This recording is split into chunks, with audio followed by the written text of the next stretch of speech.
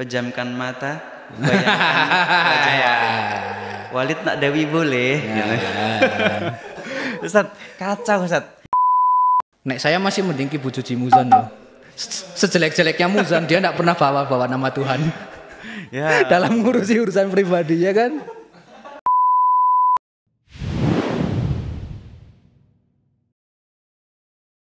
Halo, assalamualaikum. Selamat datang di Reconnect. Alhamdulillah. Waalaikumsalam warahmatullahi wabarakatuh. Jadi guys, Reconnect ini adalah sebuah platform yang kita adakan ya dari Masjid MAF, yaitu untuk agar kita itu selalu terkonek sama Allah Subhanahu wa taala melalui hal-hal yang akan kita bahas pada kesempatan kali ini. Jadi, alhamdulillah ini kita udah kedatangan tamu ya, narasumber kita Ustadz Faisal Wahidina. Ahlan wa sahlan Ustadz. Kaifahalukum thayyibin? Alhamdulillah. Kuis insyaallah. Masyaallah. Boleh minta tolong Ustadz dijelaskan profilnya Ustadz, perkenalan. Perkenalkan, nama saya Faisal Wahidina. Oke, di alamat di Kasiran, Wonosobo. Kebetulan saya di sini diamanai sebagai pengampu STDI. Sekolah Tinggi Dirasah Islamiyah, jadi semacam lembaga pendidikan yang atau berkonsentrasi pada pembinaan tahfidz Al-Qur'an dan pengajaran ilmu-ilmu alat dasar, ilmu-ilmu syariat dasar, di mana alhamdulillah ini sudah masuk tahun pertama dan insya Allah akan masuk tahun yang kedua. Alhamdulillah. Lulusan SMA Ustaz ya? Nggih, alhamdulillah kita menerima lulusan SMA. Nggih. Lulusan S1, S2 mau bergabung juga boleh. Dengan syarat usianya masih di bawah 28 tahun. Kalau misalnya ada yang mau lebih dari itu mau bergabung, bisa nanti dengan pertimbangan tertentu. Teman-teman sekalian yang pengen daftar ya, tergabung chat sama Ustadz Faisal, insya Allah akan dikomunikasikan langsung ya. Yang pengen daftar STDI MAF boleh langsung menghubungi admin, insya Allah akan diajar langsung oleh Ustadz Faisal Wahidina LC. Beliau ini lulusan LIPIA teman-teman sekalian ya, lulusan LIPIA ya.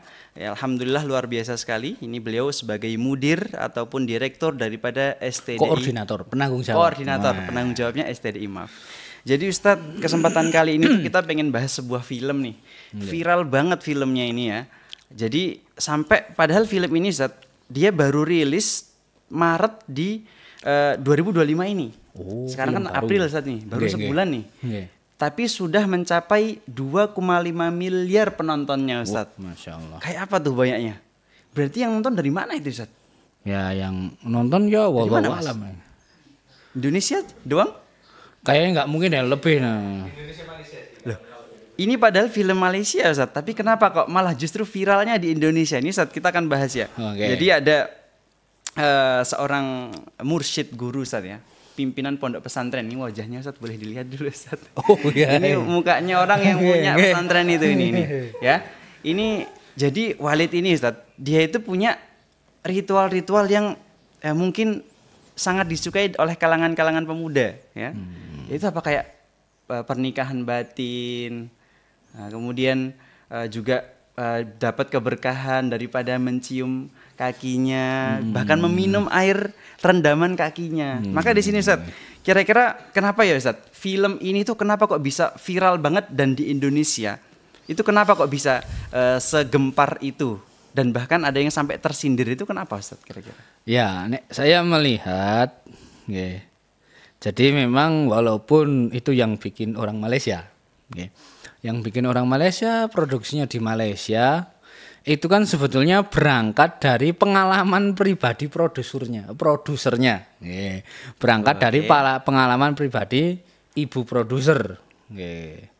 Jadi konon beliau waktu itu di interview itu memang mengaku pernah ya mengalami kejadian mirip-mirip seperti itu, ikut kelompok-kelompok seperti itu. Nah, yang namanya kelompok seperti itu sebenarnya tidak cuma di Indonesia, di negara-negara lain ada. Sekte-sekte banyak saat itu ya, kayak gitu tuh ya. Nggih, sekte-sekte di mana sekte-sekte yang dalam tanda kutip ajarannya di luar nurul gitu kan. Waduh. Ya enggak cuma di Indonesia tapi di Malaysia, bahkan di Timur Tengah juga ada kan yang lebih aneh lagi juga ada di Timur Tengah. Iya, betul. Sekte-sekte sempalan seperti itu. Nah, jadi mungkin ibu produser ini wallahu alam nggih. Nah, tapi beliau yang jelas dari pengalaman pribadi pernah ikut sekte seperti itu, entah di mana kita tidak tahu. Tapi dari interview beliau memang mengaku seperti itu. Jadi lalu pengalaman pribadi itu dituangkan dalam film seperti ini. Nah, kalau sudah berwujud film sih bisa jadi nanti ada ya penambahan dan pengurangan kan bisa. Tapi intinya film ini berawal dari film ini adalah ilustrasi dari pengalaman pribadi beliau sendiri. Nah, terus kemudian kok bisa viral di Indonesia lah, itu sebetulnya tidak lepas dari medsos juga. Tidak lepas dari medsos. Kebetulan ya entah disengaja atau tidak, mungkin di Indonesia ada oknum-oknum yang mungkin berperilaku seperti ini gitu. Sehingga ada yang tersindir di situ. Ya, terkait masalah tersindir atau tidak, itu hak masing-masing sih nggih. Soalnya sampai dikecam Ustaz, diprotes ini filmnya Ustaz. Nggih, jadi dalam artian kalau kita bicara tersindir atau tidak kan kembali ke pribadi masing-masing. Nah, dalam artian kalau memang dia merasa tidak menyimpang ngapain harus tersindir. Oke. Kalau memang dia merasa aman-aman saja, beres-beres saja, kenapa harus? Mungkin, tapi kita husnudzon saja. Mungkin orang yang merasa tersindir ini melihat lah ini memperburuk citra komunitas tertentu, ini memperburuk citra lembaga tertentu, padahal di lembaga itu mungkin tidak ada, ya mungkin ada beberapa hal yang mirip tapi nggak kayak gitu banget lah. Dan di Indonesia itu adanya seperti itu, ini terlalu membesar-besarkan. Lembaga kami nggak seperti itulah, nggak seburuk. Mungkin ada kemiripan tapi lembaga kami nggak segitunya lah. Gitu. Mungkin kita husnudzon aja seperti itu. Ingin menepis seperti itu. Oke Ustaz, berarti ya jadi di pesantren ini Ustaz. Itu ada sekian banyak ritual-ritual Ustaz ya. Salah satunya yang pernikahan batin tadi saya sebutkan. Itu di sana itu Ustaz, kan dalam syariat Islam ya, kita kan belajar Ustaz ya, ilmu syar'i, agama, fikih, akidah, akhlak dan lain sebagainya. Kan ikhtilat itu nggak boleh Ustaz ya. Campur laki-laki berbaur sama perempuan dengan bebas gitu ya. Tapi di pesantrennya Walid ini bahkan saking dekatnya mereka berjejer gitu antara laki-laki dengan perempuan satu majelis. Kalau kita majelis kan biasa ada sekat ya. Laki-laki ada sekatnya, kemudian perempuan gitu ya. Di sini jadi laki-laki sama perempuan nggak ada sekatnya, gabung jadi satu Ustaz. Nah ini kemudian yang mewajibkan santri-santrinya tersebut itu harus mencium kaki si Walid ini sebagai mursyid, dan perkataan beliau itu patuh, harus tidak ada yang menolak dan abai, semuanya harus taat dan patuh atas perintah si mursyid. Ini kira-kira Ustadz ya, termasuk daripada yang sesuai dengan syariat Islam, ataukah menuju dan mengarah kepada sekte-sekte tertentu? Ini sebenarnya benar nggak ini Ustadz kayak gini? Ya. Itu ngeten nggih, terkait dengan hal tersebut. Ya, seperti misalnya tadi ada misalnya ritual-ritual yang janggal seperti tadi cium kaki. Jadi ngeten, kalau sebetulnya masalah cium tangan, cium kaki itu memang kalau saya pelajari hadisnya memang masih diperselisihkan. Sebagian ulama ada yang jadi memang ada hadis yang mengatakan bahwasanya beberapa orang sahabat, tidak salah beberapa orang sahabat atau beberapa orang yang waktu itu tidak sahabat atau ahli kitab, saya lupa lah. Kalau tidak sahabat atau ahli kitab, antara dua itu kan orang ini datang lalu kemudian mencium kaki Rasul Shallallahu Alaihi Wasallam. Ada riwayatnya. Ada riwayatnya. Meskipun para ulama berselisih pendapat. Ada yang mendhaifkan seperti misalnya Imam Ibnu Katsir sama Imam Zailai, beliau mengisyaratkan hadis ini muskil. Ada problem seperti Imam Ibnu Katsir dan Imam Zailai. Tapi ada juga ulama-ulama yang lain seperti Imam Ibnu Battal dan kawan-kawan mengisyaratkan kalau termasuk Imam Tirmidzi dan kawan-kawan nggih mengisyaratkan kalau hadis ini hadis sahih gitu loh. Ada orang datang mencium kaki Rasul sallallahu alaihi wasallam. Makanya sekte ini mengambil mengkiaskan pemimpinnya dengan ini sama-sama orang tahu agama, sama-sama orang mulia. Akhirnya apa? Diperlakukan hal yang sama. Meskipun hadisnya masih diperselisihkan. Tapi beberapa ulama yang mensahihkan atau yang menganggap hadis itu sahih, itu mereka memberikan syarat untuk masalah cium tangan, cium kaki. Kalau cium tangan orang tua tidak masalah, atau cium tangan orang yang dianggap berilmu itu tidak masalah, karena dalam hadis dikatakan tidak salah Ibnu Abbas mencium tangan siapa? Zaid bin Sabit. Kan gitu. Itu hadisnya sahih. Dan itu tapi memberikan syarat apa? Satu, orang yang dicium tangan atau kakinya ini memang orang betul-betul alim, bukan orang yang berpemikiran menyimpang. Ini kalau gini kira-kira gimana, Ustaz? Ya udah gitu ya wes. Lain urusan itu. Lah ya, alim lah ya, paling kita husnuzan alim lah ya. Jadi aja. Disyaratkan memang orangnya itu apa? Memang dia itu apa ya caranya? Memang orang alim, orang ahli agama dan seterusnya. Dan yang kedua, orang itu tidak mengajukan diri untuk dicium atau tidak mengajukan diri untuk dicium tangan. Itu tidak boleh. Makanya kalau kata para ulama apa haram bila niza. Haram bila niza itu kalau menyodorkan kaki untuk dicium, nah itu sing haram. Gitu. Nah, itu tidak boleh. Seperti itu tidak boleh. Haram tanpa ada perbedaan pendapat di kalangan ulama seperti itu. Itu benang merahnya di situ. Dan yang syarat ketiga, orang yang mencium ini niatnya memang untuk apa? Memuliakan ulama, bukan untuk cari muka dan seterusnya. Tapi Ustadz, ini Walid ini kan dia, saya itu geleng-geleng juga sih. Masa jadi di pesantrennya ini Ustadz, yang diambil dijadikan istri cuma yang muda-muda doang Ustadz. Nah, yang speknya yali-yali doang. Tebang pilih. Dia pilih katanya Ustaz, pejamkan mata, bayangkan wajah Walid nak Dewi boleh. Ustaz, kacau Ustaz. Dan ini Ustaz, berarti ini kan ibarat kalau seperti itu sampai dia menikah 4, bahkan dalam filmnya itu sampai berapa istrinya? 9? 11? Ya ini lebih dari 4. Lebih dari 4 ya. Nah, berarti kan ini udah kelewatan ini Ustaz. Ini kira-kira gimana Ustaz?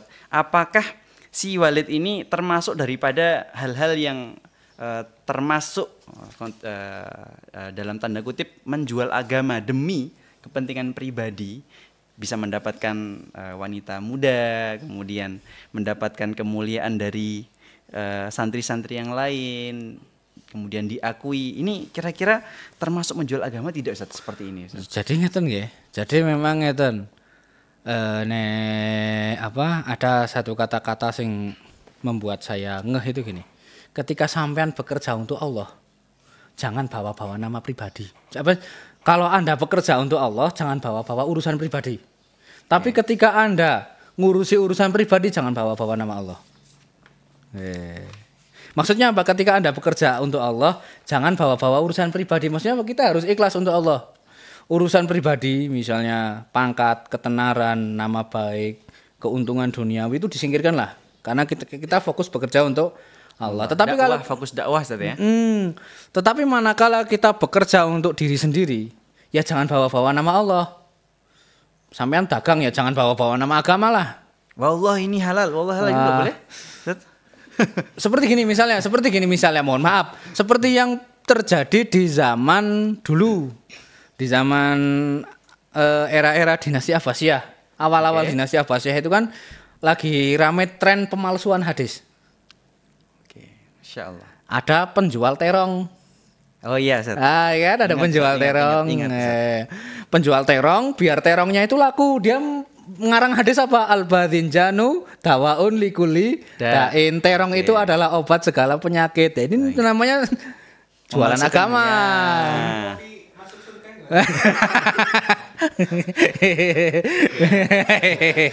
Ya ngono-ngono kuwi lah.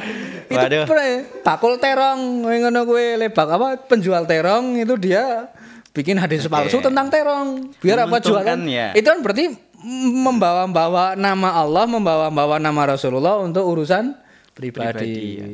Oh, jadi seperti itu saja. Nah, nek dalam kasus Walid ini kan gitulah, kasus Walid ini kan dia itu sebetulnya urusannya pribadi untuk kepentingan dia pribadi tapi bawa-bawa nama Allah. Nek saya masih mending Ki Bujuji Muzan loh. Sejelek-jeleknya Muzan dia enggak pernah bawa-bawa nama Tuhan. Ya. Dalam ngurusi urusan pribadi ya kan. Dia ateis kali Tat. Ya kali. Sama-sama villain ya. Sama-sama villain ya. Sama-sama villain, sama-sama penjahat masih mending Ki Bujuji Muzan daripada siapa? Walid. Nek Walid dia bawa-bawa nama Tuhan, nek Muzan dalam ngurusi urusan pribadi dia enggak pernah bawa-bawa nama Tuhan. Kalau sektenya ini termasuk sekte apa ya Ustaz ya? Jenis apa ya? Yang dianut si Walid ini loh. Dia itu aliran jenis apa gitu Ustaz? Ya, firqah jenis apa dalam Islam itu? Firqah napa nggih? Nek bicara firqah itu ya mungkin dia sempalan dari sekte-sekte tertentu. Dia bukan sufi kan Ustaz? Nek jadi kalau kita bicara sufi gimana nggih? Tarekat-tarekat gitu enggak tuh dia? Kalau kita bicara sufi itu kan saya jadi ingat perkataannya imam tokoh sufi terkenal nggih. Tokoh sufi terkenal namanya Abu Abdurrahman As-Sulami. Nek enggak salah Abu Abdurrahman As-Sulami atau Imam Junaid saya lupa, antara dua orang itu. Jadi beliau mengatakan apa? Intinya gini, tokoh sufi yang muktabar di kalangan umat Islam ya nek enggak Imam Junaid atau Abu Abdurrahman As-Sulami. Sinten Mas Arif? Imam Al-Ghazali juga. Bukan Imam Ghazali. Sing gini. Tariqatuna ittiba'ul Qur'ani was sunnah. At-tasawuf as-sahih wa ittiba'ul Qur'ani was sunnah. Syekhul Islam Ustaz. Bukan Ibnu Taimiyah. Bukan. Ini orang hidup enggak, Mas? Orang hidup sebelum Imam Ghazali kok. Orangnya hidup-hidup. Nek ndak Imam Junaid. Abdul Qadir? Bukan. Nek Abdul Qadir kan setelah Imam Ghazali. Pokoknya nek ndak Imam Junaid atau Imam Abu Abdurrahman As-Sulami intinya gitu lah. Tasawuf yang lurus, tasawuf yang benar, manakala Anda itu dekat dengan Allah tapi amalan Anda sesuai dengan syariat. Nah, kalau yang di sini itu kan mengaku-ngaku dekat dengan Allah, mengaku-ngaku dapat wahyu dari Allah, mengaku-ngaku dapat inspirasi dari Allah, tapi dengan amalan yang sudah jelas menyimpang dari Islam. Nah, makanya itu itu sudah namanya sempalan. Gitu, termasuk daripada sempalan itu ya. Oh gitu. Thayyib. Jadi emang berarti si Walid ini dan para murid-muridnya. Cuma Ustaz, saya pengen tanya Ustaz. Ini kenapa Ustaz ya? Kok sekte-sekte dan aliran-aliran yang aneh-aneh gini malah banyak pengikutnya ya Ustaz? Kenapa ya? Ya karena sih. Watak manusia itu kan pengen sesuatu yang instan. Gini, kita melihat dari kacamata sosiologi nggih. Jadi memang yang namanya dakwah itu kan kadang juga kita dinamika dakwah dalam artinya dinamika dakwah di masyarakat kadang kita juga harus melihatnya dari sisi sosiologi. Jadi ngeten. Jadi yang namanya dalam kacamata sosiologi itu manusia itu cenderung seneng sesuatu yang instan. Nyatanya zaman sekarang apa yang instan kan orang seneng. Sampai makanan instan juga orang juga seneng. Mie instan? Siapa yang nggak seneng? Semuanya seneng. Manusia seneng sesuatu instan. Nah, adanya aliran-aliran itu, mereka itu menjanjikan masuk surga secara instan. Tapi sasarannya orang-orang yang tidak paham agama secara benar. Dasar agamanya itu apa? Bisa dikatakan kosong. Saya perhatikan aliran-aliran yang menyimpang seperti itu nyasar orang-orang yang memang pikirannya kosong. Dalam artian tidak punya dasar keislaman yang kuat. Jangankan orang yang pikirannya kosong, terkadang orang yang punya dasar keislaman kuat pun kadang bisa bisa tergelincir kan, apalagi ya memang orang yang backgroundnya itu sama sekali tidak paham agama, direkrut oleh hal-hal berbau Islam ya udah ikut aja. Itu saya perhatikan di kelompok menyimpang manapun di negara manapun memang yang disasar itu gitu, orang-orang awam yang memang sama sekali tidak tahu syariat. Berarti di negara kita masih banyak orang awam ya yang masih ngikutin kayak gitu. Maksudnya? Berarti di negara kita ini juga masih banyak ya? Banyak dalam artian gitu. Sekarang gini aja. Menurut data, tidak salah data Kemenak atau apa, mohon saya nanti kalau saya salah diluruskan. Jadi menurut data Kemenak itu jumlah orang Islam di Indonesia yang rajin sholat atau yang sholat 5 waktu itu kan sekitar 30%. 30% Iya. aja. 30% saja. Sekitar itulah. Yang enggak sholat berarti kan yang sholat dengan yang enggak sholat lebih banyak yang enggak sholat. Lah yang 30% ini itu masih campuran mana yang 5 waktunya rajin sama yang 5 waktunya bolong-bolong. Sama yang 5 waktunya sering telat ini masih mixed ini yang 30%. Berarti kan yang rajin 5 waktu dan berjamaah itu lebih sedikit lagi. Berarti mungkin ya sisa 15%-an Ustaz ya? Iya. 20%-an mungkin. Lah yang rajin jamaah, rajin ke majelis taklim lebih sedikit lagi. Oke. Gitu loh.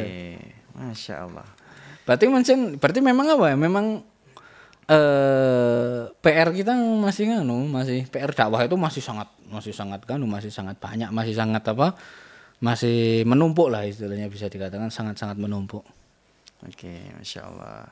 Terus ini jadinya gimana Ustaz? Gimana harusnya sikap kita menghadapi fenomena-fenomena seperti ini? Ini kalau ada orang-orang seperti Walid ini di negara kita, di daerah kita, ini kita harus gimana Ustaz?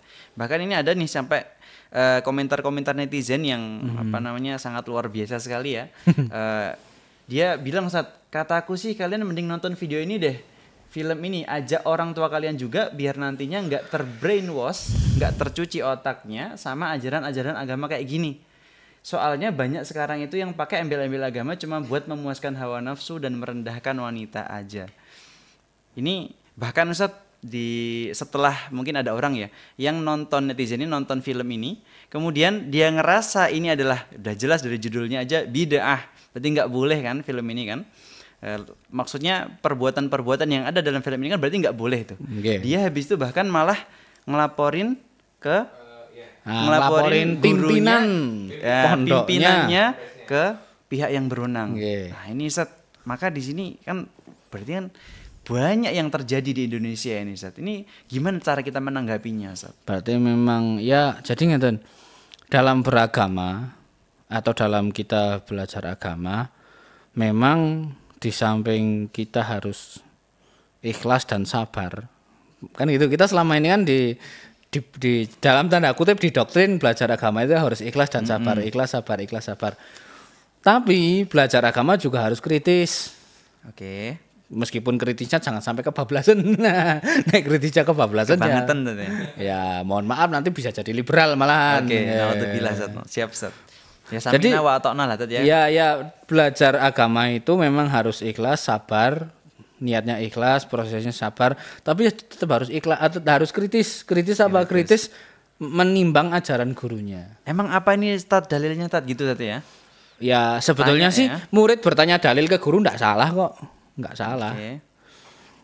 Dalam rangka karena memang dia pengen tahu. Enggak masalah. Itu bukan sesuatu tabu lah. Jadi memang belajar agama harus disertai sikap kritis meskipun pada proporsinya. Kritis. Jadi kalau kritis dalam artian nih, kalau memang sudah jelas-jelas itu menyimpang, sudah jelas itu salah, ya bilang saja itu salah. Seperti misalnya ya itu tadi hal-hal yang ritual-ritual aneh-aneh itu kan yang memang sudah jelas itu salah kok. Minum rendaman bekas air. Ya tapi itu katanya dia berkah loh, Tat. Ya. Tapi dari sisi kesehatan ya kaki manusia kan banyak virus bakteri.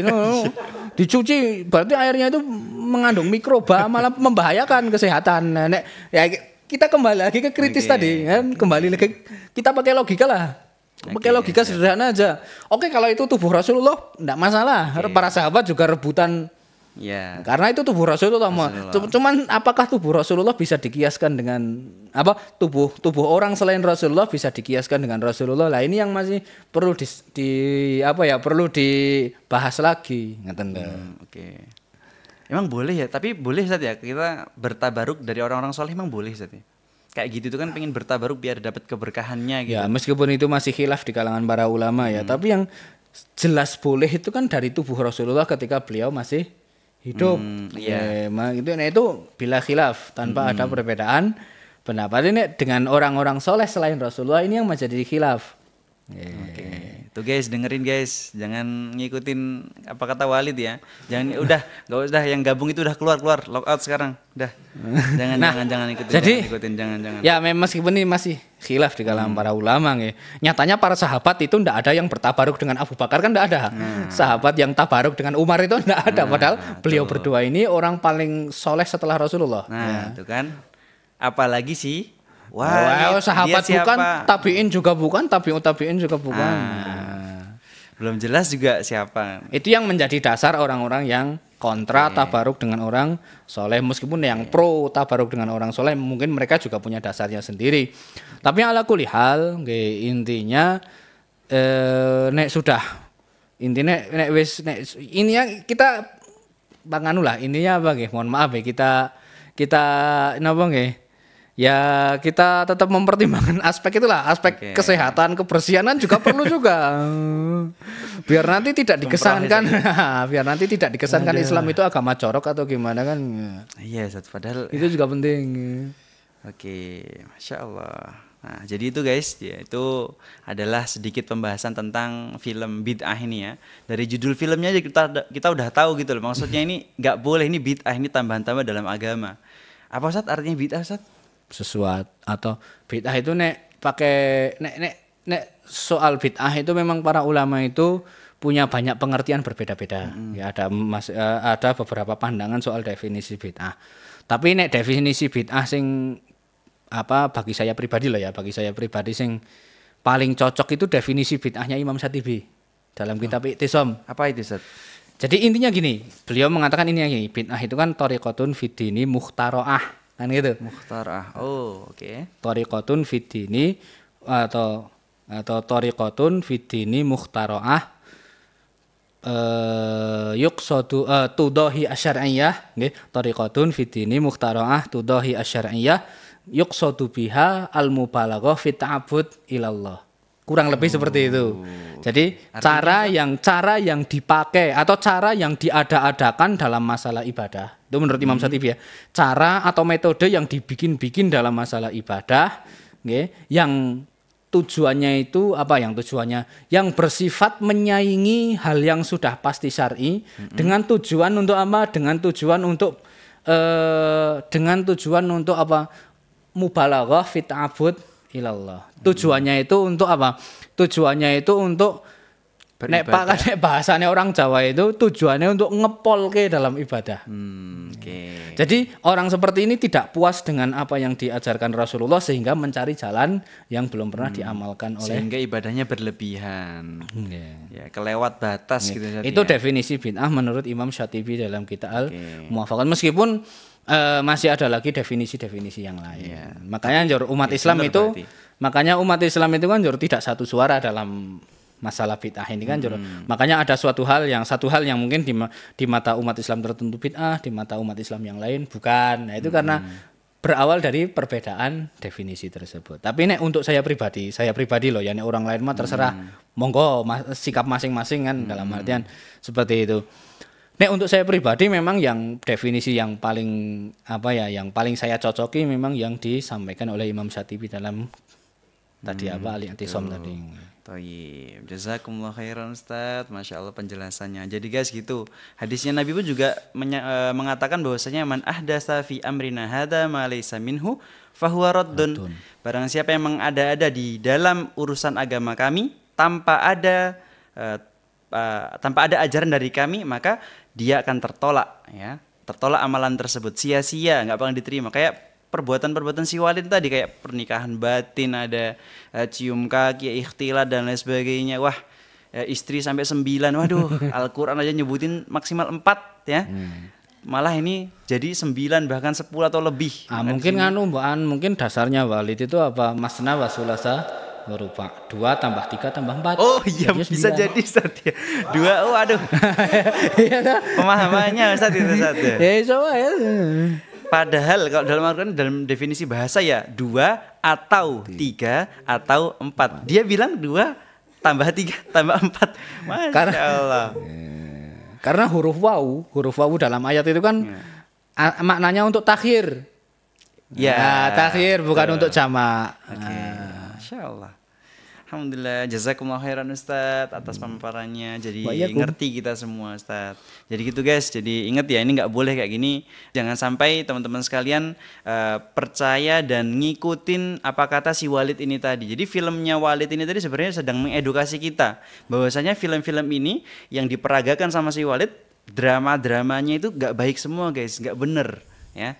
Jadi perlu diingat gitu Ustadz ya. Jadi nggak boleh dicontoh ini film ini adalah contoh yang nggak baik. Maka di sini buat kita teman-teman sekalian yang telah menonton film ini ataupun cuplikan-cuplikannya jangan ditiru ya. Yang ada kayak gitu, ada orang yang kayak si Walid, jangan diikutin ya. Hati-hati masuk lubang buaya. Oke. Di sini kami akan mengingatkan juga alhamdulillah jadi di Masjid Maf ini insyaallah kita akan mengadakan Hari Raya Idul Adha, kurban ya Ustaz ya, ada program kurban di Masjid Maf. Bagi teman-teman sekalian yang pengen kurban bareng Masjid Maf ya, boleh nanti mendaftar di admin CS Masjid Muhammad Al-Fatih dengan nomor 085174456070. Atau boleh juga nanti kalau pengen teman-teman sekalian bawa hewan kurbannya ke sini ya, bawa ke sini ntar disembelih bareng di sini sama kita, boleh juga la ba'sa bihi. Jadi seperti itu ya. Ingat ya, nanti bagi yang pengen kurban kambing itu maksimal H-3 kambing. Kalau pengen kurban sapi maksimal H-7. Jangan kelewatan ya. Kalau kelewatan hati-hati nanti kita nggak bisa dapat tempat nanti, nggak bisa bookingin buat teman-teman sekalian pengen kurban. Jadi seperti itu. Ustadz pengen ada yang disampaikan Ustadz? Terkait dengan STDI, alhamdulillah ini pendaftaran untuk tahun kedua, untuk angkatan yang kedua sudah buka. Jadi alhamdulillah di tempat kita pendidikannya gratis. Bahkan nanti insya Allah bagi yang memenuhi syarat akan diberi fasilitas beasiswa untuk bisa di samping menghafal Quran di lembaga di samping menghafal Quran di STDI juga bisa nanti untuk berkuliah diberi ada fasilitas beasiswa untuk bisa berkuliah secara online seperti misalnya di universitas terbuka dan seterusnya. UT Ustaz ya? Ada. Kita beri kita beri peluang. Fasilitas dan lain sebagainya, biaya pendidikan gratis. Ada semua saya, insya Allah, gratis siap. Tempat tinggal, makan. Ya. Pokoknya tinggal ngaji, tinggal ngapalin Quran itu aja, fokus belajar. Teman-teman sekalian yuk daftar, yang pengen daftar dan sekolah belajar bareng Ustadz Faisal bersama kami di Masjid Maf, ayo daftar STDI Maf ya. Nanti biaya fasilitas semuanya gratis Ustadz ya. Tinggal tapi belajar. kuota terbatas. Kuotanya terbatas ya. Buruan daftar ya. Yang ahwat ada nggak Ustadz ahwat? Ahwat ya semoga Allah mudahkan karena semoga ini Allah masih mudahkan. Khusus ikhwan. Katanya banyak Ustadz ya yang ahwat, katanya banyak ya teman-teman sekalian ya. Oke, jazakumullah khairan Ustadz. Afwan mengganggu waktunya. Semoga Ustadz senantiasa dijaga sama Allah. Amin, bertemu kembali insyaallah. Narakum ala khair insyaallah. Kembali lagi bersama kami di Reconnect. Assalamualaikum warahmatullahi wabarakatuh. Waalaikumsalam warahmatullahi wabarakatuh.